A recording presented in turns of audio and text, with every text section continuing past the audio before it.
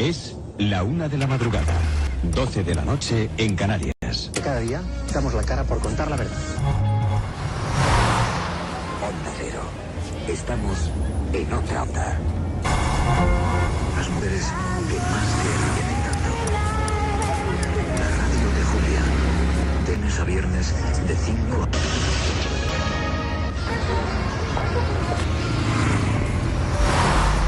Asesinó a Sonia, Natalia, Paqui, Merche, Media. Podemos estar hablando de un asesino en serie.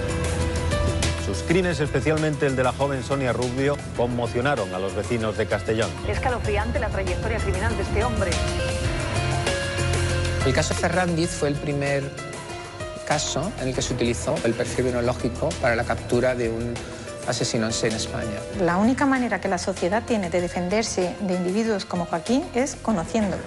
La historia de Joaquín Ferrandiz Ventura ahora sabemos que comienza en el año 1983 y finaliza para nosotros y a nivel policial en el año 1998. Pero vayamos por partes.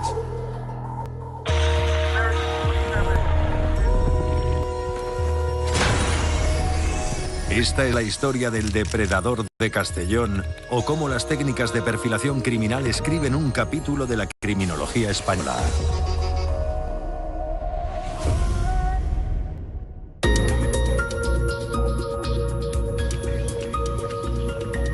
3 de julio de 1995.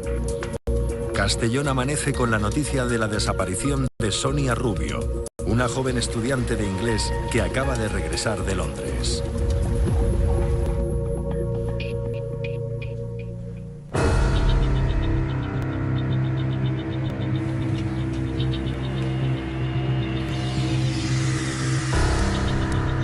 En el verano de 1995, por los medios de comunicación, tengo conocimiento de que ha desaparecido una mujer en Castellón, Sonia Rubio. Estábamos trabajando en Valencia el homicidio de un hombre. A la vez también estábamos trabajando el secuestro de la farmacéutica de Olor. Y es en aquel momento cuando nos empiezan a llegar los primeros retazos de información del caso de Sonia. La actualidad se abre paso en la programación de Antena 3 Televisión. Brutalmente, prácticamente a empujones. Sonia Rubio está muerta. Se encontraba muy cerca del lugar del que desapareció. El misterio rodea la desaparición de Sonia Rubio. Sigue sin haber ningún dato. Apareció desnudo y con signos de violencia. El encontrar el cadáver no ha sido más que confirmar la hipótesis sobre la que se trabajaba. Descansa en paz, Sonia Rubio. Sonia fue vista por última vez caminando sola por la gran avenida de Benicàssim. Eran las 4:40 de la madrugada. Regresaba a casa después de pasar la noche con sus amigos en la discoteca Orange. 5 meses de movilización ciudadana e investigación policial no pueden evitar que se cumpla el peor presagio. En noviembre de 1995 aparecía el cadáver de Sonia Rubio entre las localidades de Benicàssim y Oropesa del Mar. Era un homicidio más que se investigó a nivel local por la Unidad Orgánica de Policía Judicial de Castellón, y la UCO ahí no interviene en lo que es la investigación pura y dura del homicidio de Sonia Rubio. Estamos en 1997 y la UCO se incorpora a la investigación del asesinato de Sonia Rubio. Hay una solicitud por parte de la autoridad judicial para que se incorpore a esa investigación la sección en concreto de homicidios de UCO, integrado junto con la Unidad Orgánica de Policía Judicial de Castellón. Al dolor por el crimen de Sonia se suma la incertidumbre, el miedo. La ciudad no duerme tranquila sabiendo que hay un asesino entre la población. Puede ser cualquiera. Las esperanzas se centran en la Unidad Central Operativa de la Guardia Civil, especializada en secuestros y extorsiones. Nos trasladamos a la provincia de Castellón e iniciamos pues, el estudio de lo que es la desaparición y el homicidio de Sonia Rubio. Indudablemente lo que se hace es revisar todo lo que es la investigación en sí, todas esas diligencias policiales y judiciales que se han realizado al respecto de ese hecho concreto, de un solo hecho concreto, que es la muerte de Sonia Rubio. Han estado presentes los miembros de la Unidad Central Operativa de la Guardia Civil, una unidad especializada en la resolución de los crímenes más complicados. En sus 25 años de existencia han llevado a cabo operaciones como la liberación de la farmacéutica de Olot. La búsqueda de estos 4 meses ha sido desgraciadamente inútil, pero en estos momentos nuestros objetivos se centran en encontrar a ese individuo o individuos que se llevaron a Sonia esa noche y que aparentemente la asesinaron. Han venido a ayudar o a colaborar con nosotros gente de Madrid, de la Central, y gente de Valencia.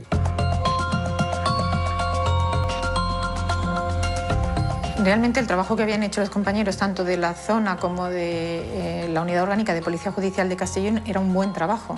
¿Por qué iniciamos la investigación casi desde cero? Porque es el sistema de trabajo de la Unidad Central Operativa.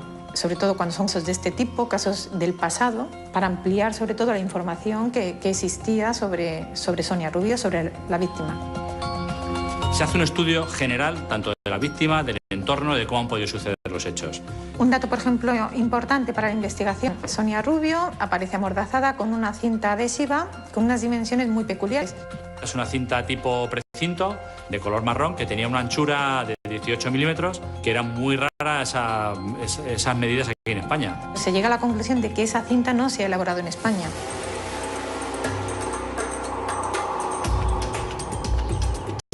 Los agentes se despliegan por la zona, interrogan testigos, rastrean los comercios en busca de la cinta adhesiva y visitan la discoteca en la que se vio a Sonia por última vez. Sobre las 5 de la mañana llegué yo aquí a la discoteca y me la encontré.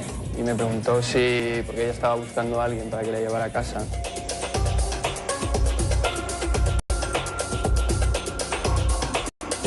No hay rastro de pruebas o testigos oculares. En este punto, la UCO arriesga, traza una nueva línea de investigación. Una técnica deductiva inédita en España. La operación Bola de Cristal viene dado por la dificultad que vimos que tenía el caso desde el primer momento. Después de analizar la información, alguien dijo, bueno, pues alguien debe pensar que tenemos una bola de cristal para saber qué ha ocurrido aquí. Se intentó hacer un perfilado del posible autor, pero de una forma no profesional. Se decidió utilizar una doble aproximación. La investigación, llamémosla más clásica, y una aproximación nueva. Surge la idea de realizar un perfil del posible agresor. Ninguno de nosotros éramos ni psicólogos ni criminólogos, con lo cual, bueno, era también osado en aquel momento y muy pretencioso, ¿no?, el llegar a perfilar a un criminal en serie como finalmente resultó ser Chimo, ¿no? La técnica llevaba apenas 20 años utilizándose en todo el mundo a través de los esfuerzos pioneros del FBI y otras pocas policías tenían unidades de perfilación. Hoy en día prácticamente todas la tienen. En la UCO en los años 90 no teníamos ninguna formación en profiling. Nosotros empezamos a extraer información con los medios que teníamos. 20 años como investigador en el FBI. Su especialidad, los asesinos en serie. Esto es a lo que ha dedicado toda su vida Robert Ressler. Asegura que la inteligencia de muchos de ellos es próxima a la de un genio. Estudiar el aspecto de la escena es más importante que afirmar que ha sido apuñalado. Analizar psicológicamente al criminal para resolver los casos más complejos. Nombres como Robert Ressler o David Canter empiezan a estar en boca de los agentes de la UCO. Aprenden cómo analizar los hechos desde la perspectiva del autor. Poco a poco fuimos extrayendo aquella información de diversas fuentes. Luego Canter, por supuesto, también utilizamos su teoría sobre el perfil geográfico, que en este caso resultó también adecuado.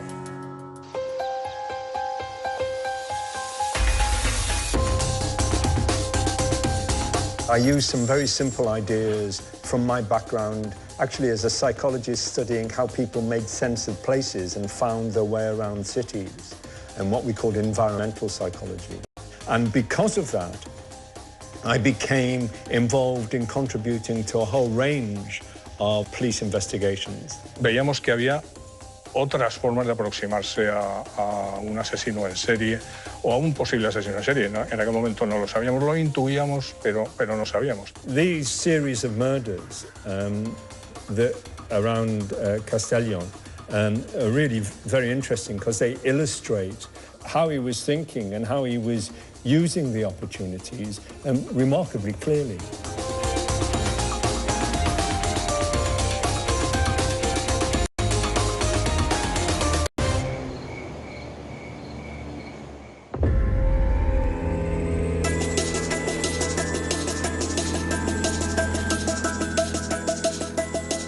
Mientras la UCO elabora un incipiente perfil criminal del asesino de Sonia, llama la atención de los agentes otros 3 casos sin resolver. Sonia Rubio no es la primera víctima de todos estos hechos. Curiosamente, se aprecia que hay unos hechos, en concreto 3 homicidios que están sin resolver también en Castellón, en Borarriu, en la zona de Borarriu, de 3 prostitutas que trabajaban en un polígono industrial, la zona de La Raya, conocida en Castellón. Y a partir de ahí se ve que el modus operandi del autor de esos 3 homicidios es muy similar al de Sonia Rubio. Hasta 1995, Castellón es una tranquila ciudad española en la que apenas ocurren sucesos. Pero a partir de entonces, todo cambia. Otra vez una mujer sin ropa, en estado calavérico y encontrada a pocos metros de los otros cuerpos. Dado el estado de los restos, podrían haber sido enterrados hace más de 2 años. El primero de estos cadáveres apareció el 26 de enero del 96. Estaba completamente esqueletizado. Poco después, aparecían un segundo y un tercer cadáver. Nadie parecía dar crédito. Están tratando de digerir la noticia, como todos nosotros, como todos ustedes, suponemos. ¿Te pudiera pedir un deseo ahora, Pedro? Hombre, ¿cómo lo hubiera hecho?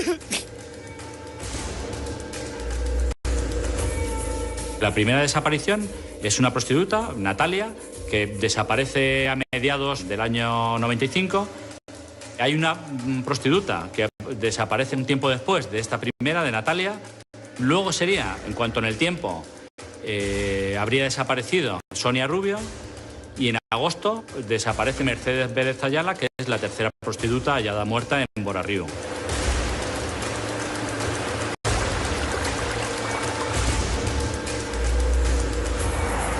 La parte más dura del trabajo en la unidad central operativa es el tratar con el dolor de las personas. Te ha desaparecido un hijo, te ha desaparecido una hermana, te ha desaparecido un amigo. Son los peores momentos.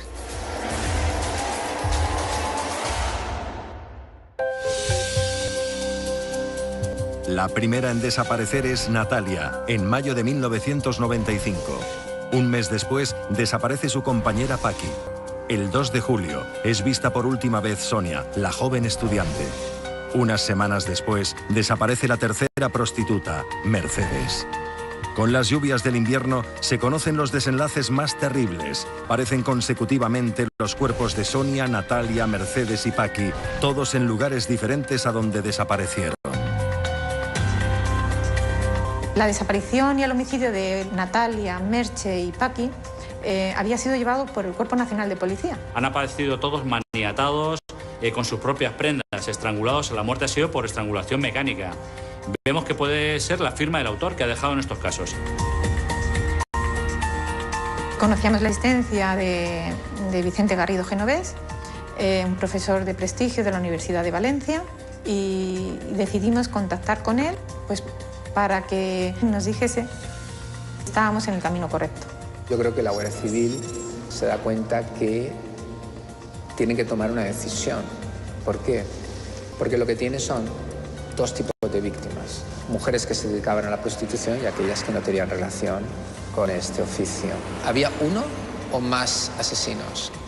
El juez instructor, José Salviñana, piensa, en colaboración con la UCO, que podría ser importante consultarme. El equipo especializado en desapariciones incorpora a sus filas a un criminólogo. Urge un estudio psicológico profesional para determinar si los crímenes investigados por policía y guardia civil están relacionados. Pero un suceso inesperado hace tambalear la hipótesis de un asesino múltiple. Fue una cosa para nosotros sorprendente. Había un detenido que incluso llegó a ingresar en prisión, un señor identificado como Claudio Alba Hidalgo, y bueno, fue sospechoso de las muertes de estas 3 prostitutas.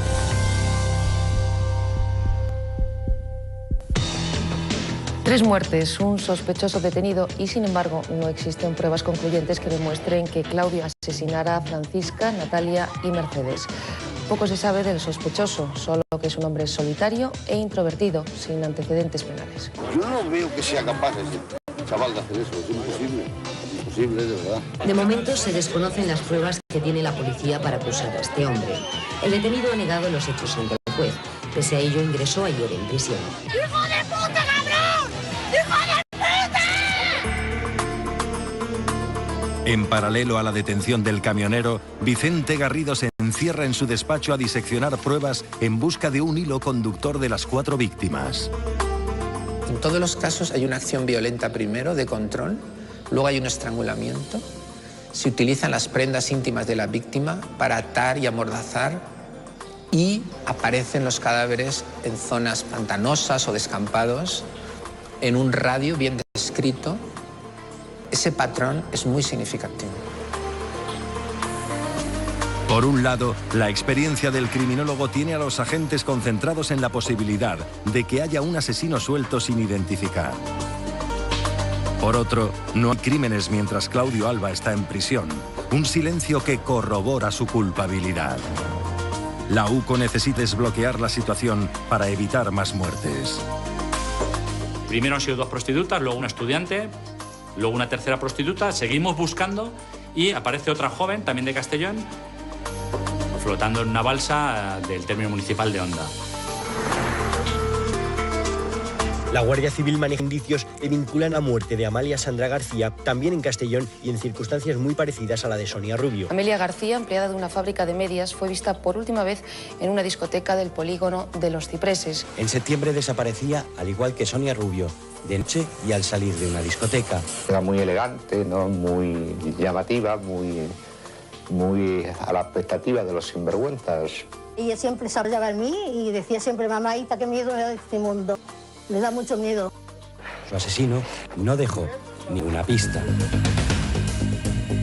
Un criminal precavido que, además, quiso dificultar la identificación de la víctima machacando sus dedos. Pero las fechas exculpan al camionero. Claudio fue detenido en enero de 1997. Aunque el cuerpo de Amelia fue encontrado un mes después, el informe forense data su muerte en septiembre de 1996. La posibilidad de un asesino en serie suelto sigue en pie.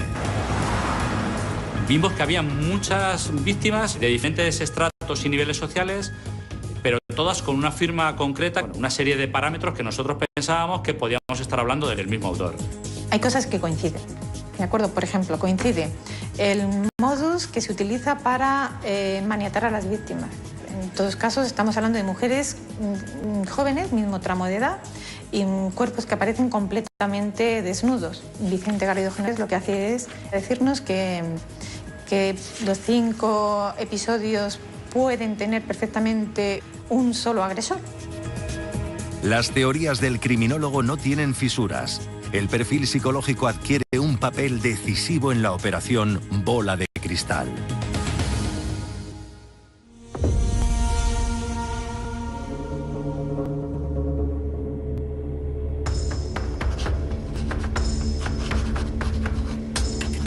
El caso de Joaquín Fernández fue muy importante para la criminología forense, para la investigación criminal, porque puso en relieve el valor de las ciencias del comportamiento en la investigación de un crimen. A serial killer is caused by incompetent police.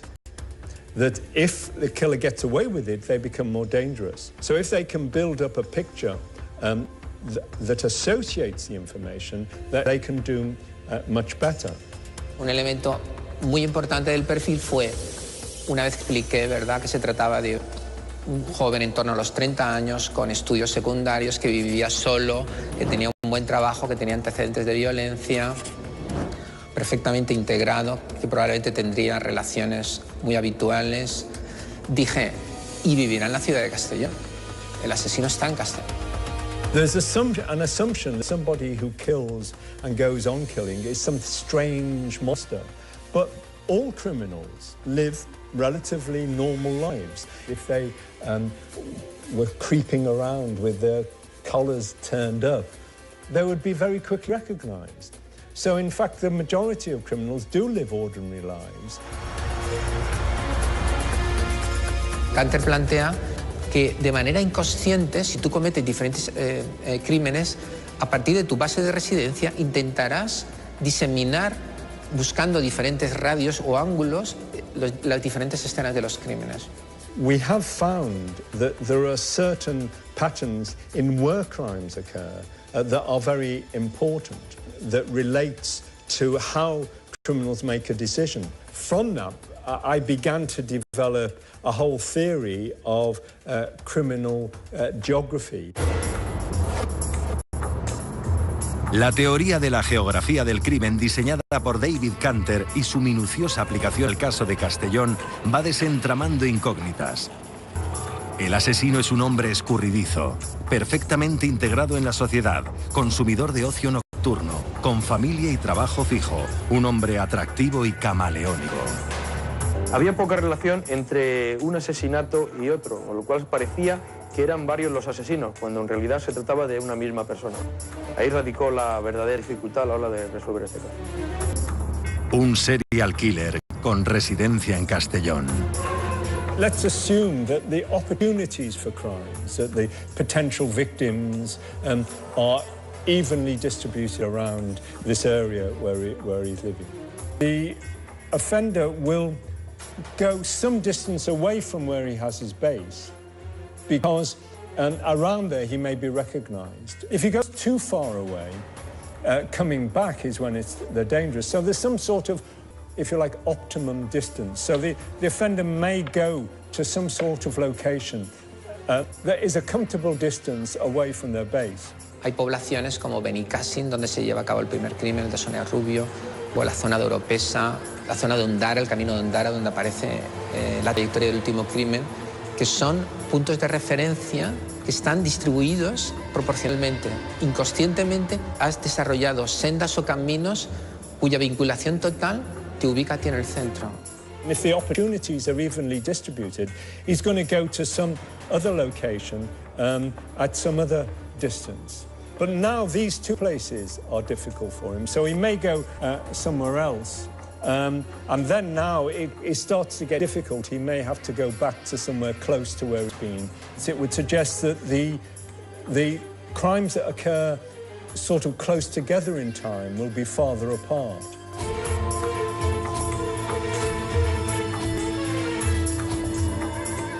El caso de Sonia Rubio y el de Amelia Sandra eran dentro de la zona los asesinatos más alejados entre sí.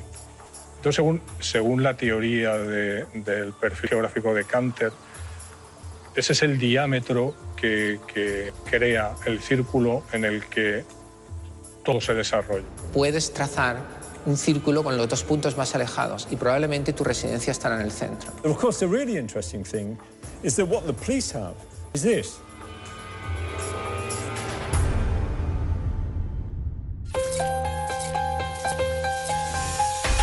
Oropesa del Mar, Onda, Villarreal, Benicàssim, una coreografía geográfica que va tomando forma en las anotaciones del criminólogo.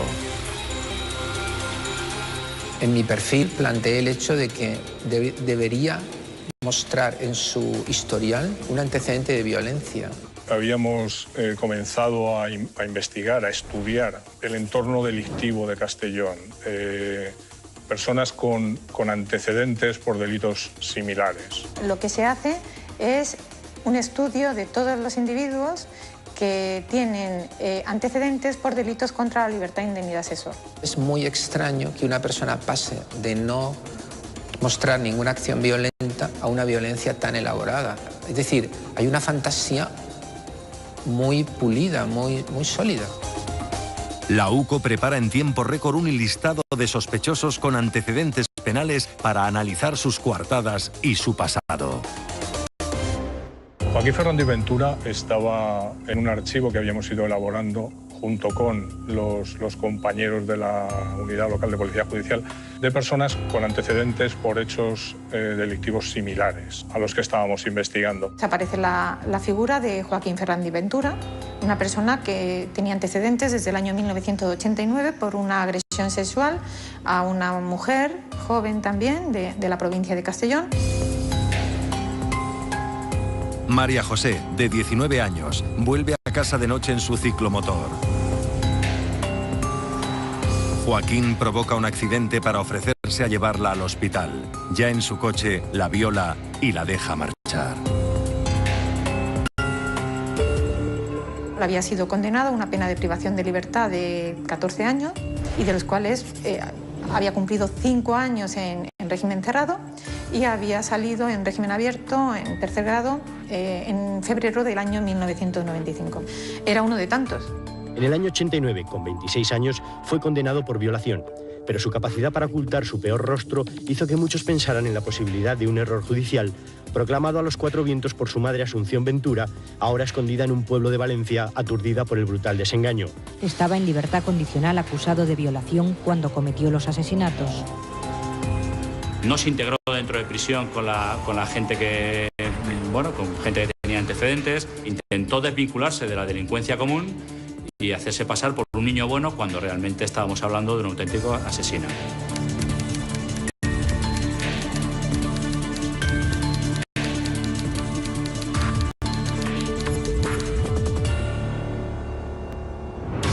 Cuando contactamos con la primera víctima de Joaquín Fernández Ventura, una mujer, María José, que fue violada, que 10 años después no había superado el episodio, conseguimos que colaborase con nosotros. Y la información que proporcionó fue fundamental. La UCO viaja en el tiempo. Va conociendo a Joaquín a través de las mujeres de su pasado. Se localiza entonces a Beatriz, su novia de la adolescencia.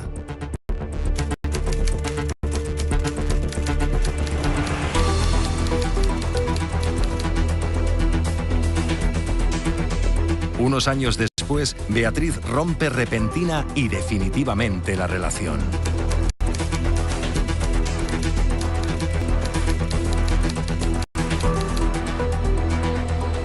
Es muy importante comprender que la fantasía de los diferentes crímenes está ya ahí en esa violación. Porque cuando Fernández sale de la prisión, está claro que ya se ha convertido en asesino en serie. Tiene muy claro que ya no va a cometer el error que cometió, que es dejar viva a la víctima. A pesar de su buen comportamiento penitenciario, 6 años en prisión no parecen reinsertarle. De aquella lista de personas con antecedentes, un ansioso Joaquín se presenta como principal sospechoso. En febrero del 98 se produce un hecho protagonizado por él en el que intenta abordar a una mujer en Castellón. Son las 6 de la mañana. Lidia camina por la zona de ocio de Las Naves. Joaquín se oculta en su coche aparcado hasta que la chica sobrepase el vehículo. Esta mujer comenzó a gritar, pidió ayuda y un hombre que estaba allí acudió en su auxilio. Toqué el cristal y le dije que qué coño estaba haciendo la criatura. Y dijo que a mí que me importaba. Entonces di la vuelta al coche, abrí la puerta, lo saqué de un empujón fuera, al cual parecía que quería hacer, y como intentes hacerte, te sacudo un puñetazo ahora mismo. Este hombre anotó la matrícula de su coche. Gracias a eso, Fernández fue identificado y detenido por la policía. Aunque directamente él se persona en una dependencia policial a denunciar el caso, diciendo que ha sido el azar, ¿no? Una chica joven que se ha asustado cuando a altas horas de la madrugada le ha visto a él escondido orinando, realmente es lo que comunica, ¿no? Entre 2 vehículos, que en ningún momento su intención fue agredirla, pero todo lo que rodea ese episodio nos hace desconfiar de él. Y es ahí cuando se centra la investigación en torno a su persona. Tras violar en 1989 a María José, asesinar a Paqui, Natalia, Mercedes, Sonia y Amelia e intentar agredir a Lidia, su instinto asesino no se consume.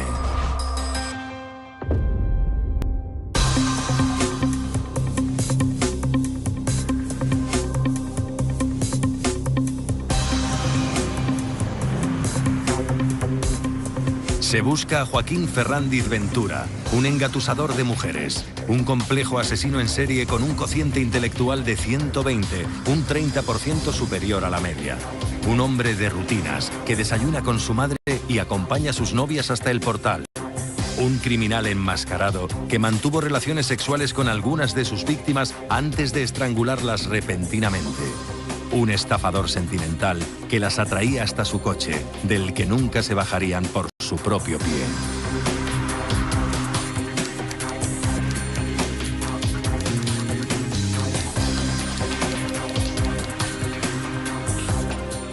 Centrada ya la investigación en la persona de Joaquín Fernández Ventura, lo que hacemos es iniciar un control de sus actividades. De lunes a viernes es una persona con una vida sumamente ordenada. Trabajo-casa, casa-trabajo. Se decide establecer única y exclusivamente el control de su persona durante los fines de semana, que es cuando su vida sufre alteraciones. Verdaderamente lo que Chimo hace es buscar una nueva víctima. Entonces, si está buscando una nueva víctima, pues vamos a proporcionarla.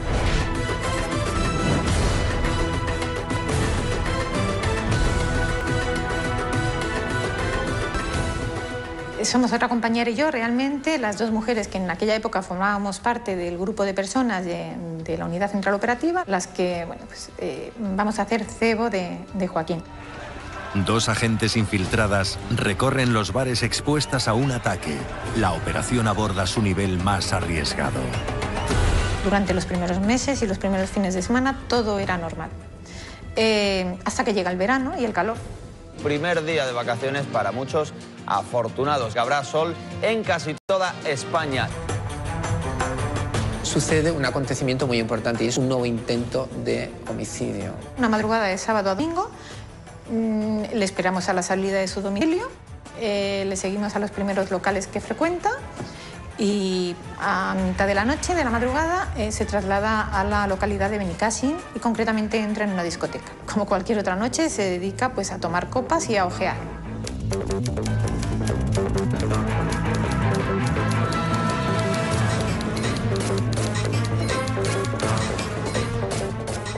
Tenemos la impresión de que está siguiendo a alguien dentro de la discoteca.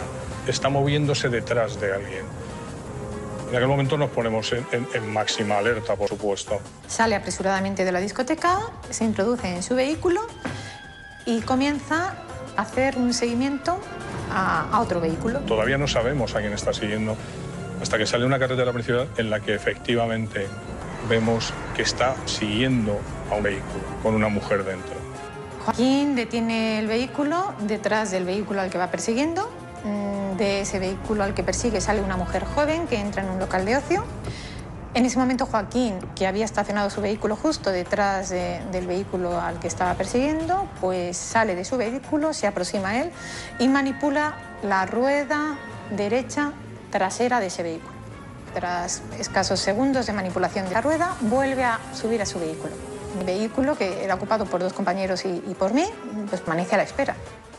Joaquín Fernández controla los tiempos, es una persona muy inteligente, tiene un perfil psicológico muy alto y es una persona que controla constantemente los tiempos en todos los movimientos que hace, en toda su vida. Joaquín espera paciente a su víctima. Tras la precipitación del ataque a Lidia, el asesino despliega su autocontrol y alevosía. Pero esta vez, ante la tensa mirada de los agentes. Es cuando esa mujer sale del local de ocio y se introduce en su vehículo y reinicia la marcha, pues cuando vemos lo que ha pasado, y es que la rueda que Joaquín había manipulado iba sin aire. En aquel momento cerramos mucho más el dispositivo, sabíamos que no podíamos cometer el más mínimo error, porque esa mujer podía estar en peligro. Se sale del avión y son múltiples los vehículos que paran para auxiliarla. Joaquín es el primero que sale de su vehículo y es el primero en auxiliar a la víctima. Y lo que hace es recogerla en brazos e introducirla en el asiento del acompañante de su vehículo. Los numerosos conductores que presencian cómo Joaquín recoge a la chica hacen que el depredador se cohíba. Mantiene su rol samaritano para aplacar sospechas. Fingió ser su salvador, el mismo modus operandi que la primera agresión sexual que le llevó a la cárcel.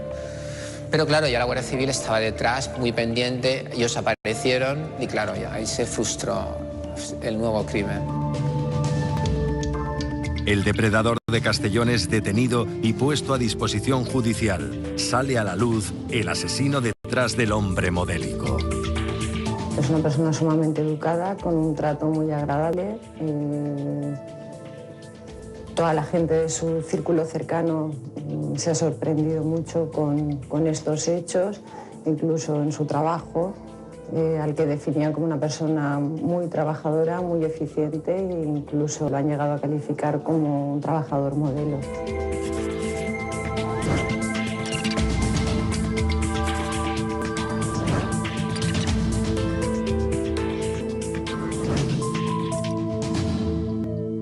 Cuando él ingresa en la cárcel como preso preventivo, está acusado del asesinato de Sonia Rubio. Pero es importante recordar que no hay pruebas que lo vinculen con ninguno de los otros crímenes. No dejaba de ser una hipótesis, porque no había nada que le incriminara directamente, aparte del perfil que lo vinculaba con los crímenes. Joaquín Ferrandis Ventura, este es el nombre del presunto asesino de Sonia Rubio. Cada vez gana más fuerza la teoría de que este hombre puede ser un asesino múltiple. El juez del caso, José Luis Alviñana, ordena un exhaustivo registro de 10 horas en el domicilio del sospechoso donde vivía con su madre.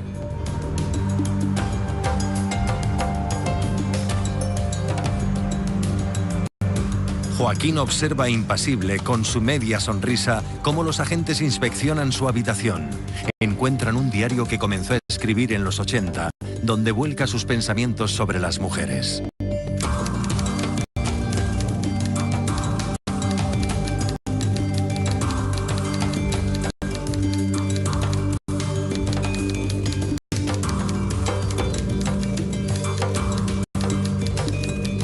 La relación de Ferrandis con las mujeres es compleja.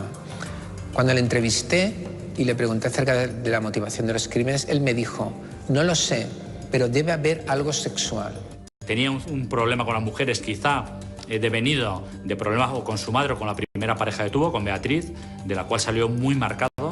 Él alcanza el clímax cuando ha cosificado a la mujer y la deja expuesta. Porque el mensaje que uno recibe cuando ve esos cuerpos es, no sois nada. Un testimonio escrito de la animadversión del detenido hacia el género opuesto.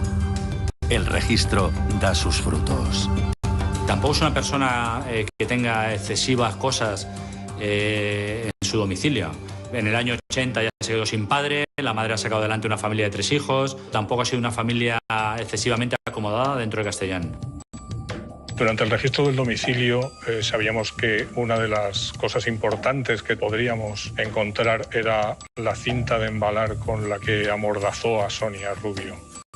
Es curioso porque la primera víctima de Joaquín Ferrandis Ventura recuerda que ella había sido también amordazada con una cinta adhesiva. Recuerdo exactamente la medida, 18 milímetros de ancho. En el momento que la encontramos la medimos y sabíamos que esa era la cinta. El padre de Joaquín Ferrandis Ventura era marino mercante y ese tipo de cintas o instrumentos que podía tener en casa pues podían provenir de cualquier tercer país, bueno, pues que esa medida fuera utilizada de forma habitual.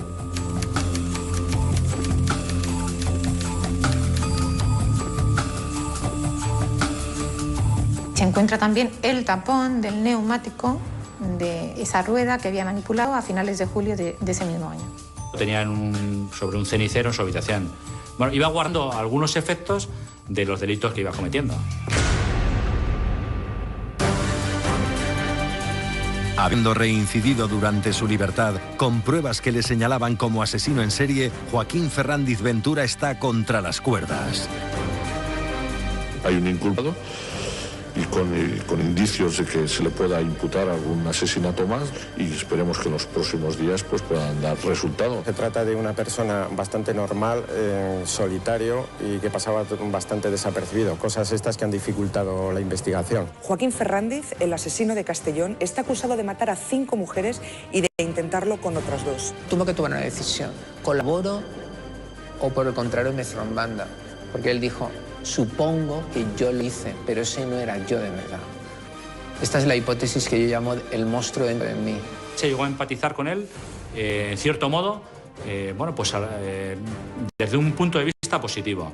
Incluso de comer juntos, si teníamos que comer en un despacho, no llevarle a los calabozos para comer. De ver que, nos había engañado en cierto modo, habíamos tardado mucho tiempo en dar con él, que era una persona muy inteligente. Eso fue fundamental para el esclarecimiento de estos 5 homicidios, de estos 5 asesinatos.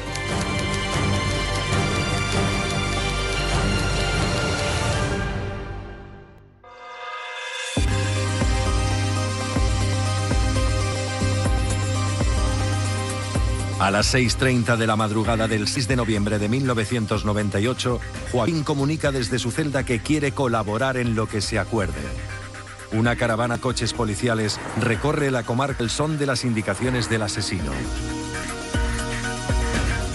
Recogíamos a Primo en la prisión, lo llevábamos a hacer las diligencias correspondientes y lo devolvíamos a prisión cuando la autoridad judicial lo estimaba conveniente. Colaboró en cierto modo y a su manera también, lógicamente, a la hora de, de explicar ciertas facetas de su comportamiento y ciertos detalles de los homicidios que únicamente conocía él. Si no se hubiera tenido nada, probablemente Fernández no hubiera podido ser capturado. These series of murders have their own, inevitably, their own particular quality, because the Mediterranean gets in the way.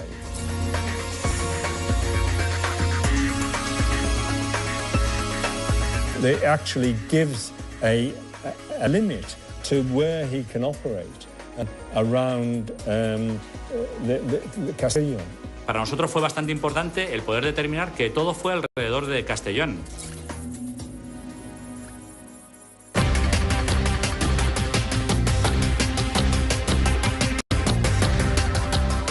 El confeso depredador de Castellón se sienta delante del juez, pero antes hay que resolver una cuenta pendiente con Claudio Alba, un camionero que frecuentaba la antigua Nacional 340, pero que no era ni mucho menos un asesino.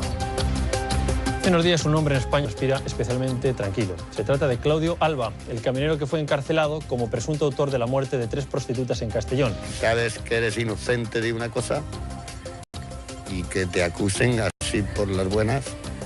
Y eso es lo que más me fastidió. Estoy seguro que he sido cabeza de turco, porque yo no había hecho nada. Entonces, si no hacen nada y te meten preso, es porque eres un cabeza de turco. Hay un culpable que reconoce los hechos, hay unas pruebas contundentes que así lo atestiguan y hay un inocente que está ingresado en prisión por acusado de ser el autor de los homicidios de Natalia de Paqui y de Mercedes Vélez Ayala. Quedó posteriormente exonerado de toda responsabilidad, quedó en libertad y desgraciadamente al poco tiempo este hombre falleció.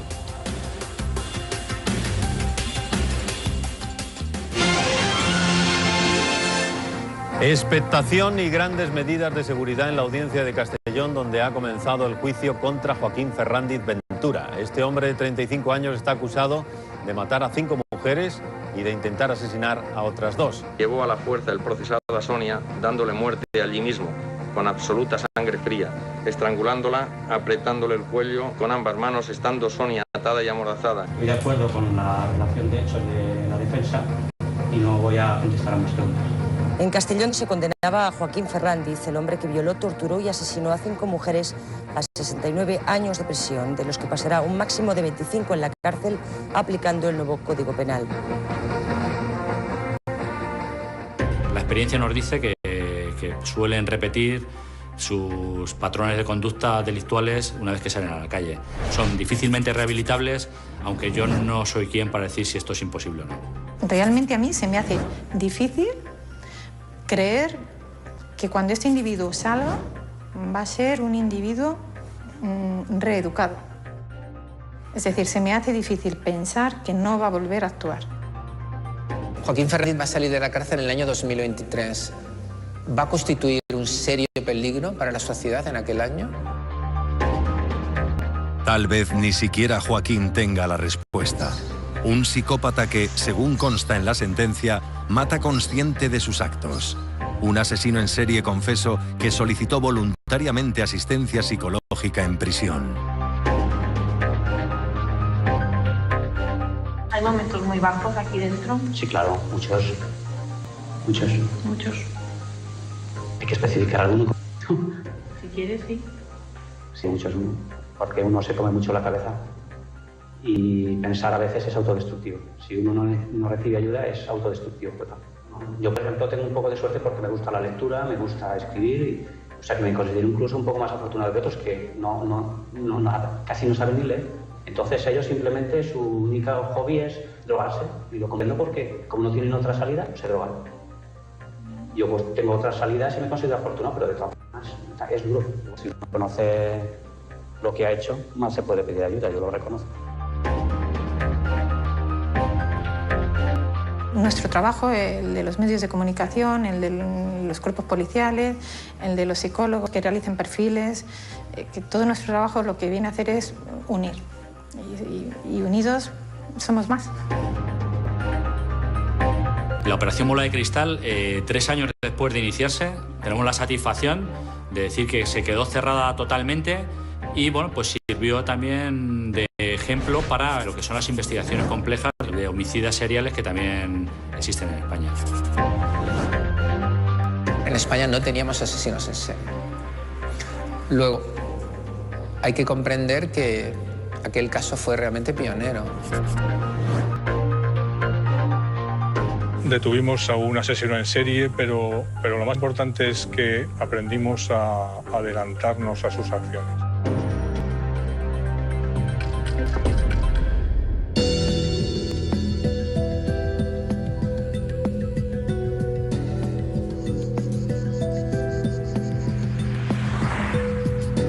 El depredador de Castellón ya tiene nombre y apellidos. Joaquín Ferrándiz Ventura cumple condena en la prisión de Herrera de la Mancha. Su identificación a través del profiling abre un periodo de éxitos en la criminología española con nuevas herramientas de trabajo. Se crea la sección de análisis de comportamiento delictivo de la Guardia Civil, un equipo de perfiladores criminales que estudian las formas de la maldad para frenar sus crímenes. La SAZ es una herramienta especializada dentro del resto de recursos que tiene Policía Judicial dentro de la Guardia Civil. En los años 90 en España, en las investigaciones policiales por el tema de desaparecidos, el tema de homicidios e investigaciones graves, no se utilizaba ni se llevaba a efecto ningún tipo de profiling ni perfilado criminal. Hasta entonces, no es que no se tuviera en cuenta, pero sí que es cierto que no había una unidad especializada como puede ser el SAC, que bueno, pues como unidad de apoyo es fundamental hoy en día y no se entienden las investigaciones sin su participación. Ferrándiz dio inicio a lo que podríamos denominar, con ironía, la época dorada del asesino en serie en España. En 10 años hemos tenido un número, para ser España, muy importante. Los cuerpos policiales en general y la Guardia Civil en particular toma conciencia de la importancia de formar a sus agentes tanto en la obtención y el análisis de evidencias físicas, las evidencias más comportamentales, psicológicas y que aportan nuevas hipótesis de trabajo a la hora de investigar un crimen. A famous psychologist once said that if psychology is any good, it gets given away. It becomes part of our understanding of the world. And that, to me, is how investigative psychology makes its contribution as part of the training and understanding of the police. Siempre suele haber algún hilo del que se puede tirar simplemente cambiando de perspectiva, cambiando el enfoque en el que se aborda la información que se tiene de ese crimen. A veces es información del contexto, a veces es información del entorno de la víctima, del entorno del lugar de la escena del crimen o de la escena de la desaparición. La cuestión es que muchas veces hay que verlo desde otra perspectiva. Un punto de vista comportamental, gracias al cual la SAC está resolviendo los casos más turbios y complejos de la historia reciente de la criminología española. En su currículum brillan detenciones como la del pederasta de Torrelaguna, que tenía escondidos a 2 niños en un pozo, o la delicada Operación Nemo, una investigación azarosa que se selló gracias a la eficacia del profiling. El reto que tenemos en la SAZ es averiguar cómo es una persona, incluso cuando no se siente observada, incluso cuando nadie la ve. Cuando nada material, ningún testigo, ninguna prueba física te oriente sobre la investigación, una pregunta muy importante que hay que hacerse es ¿Cuál es la fantasía de la persona que está cometiendo los crímenes? Yo creo que el trabajo que realizamos en la sección es un trabajo de muchísima calidad a nivel policial y de muchísima calidez a nivel humano. Porque al fin y al cabo nosotros lo que tratamos de gestionar son comportamientos de las personas.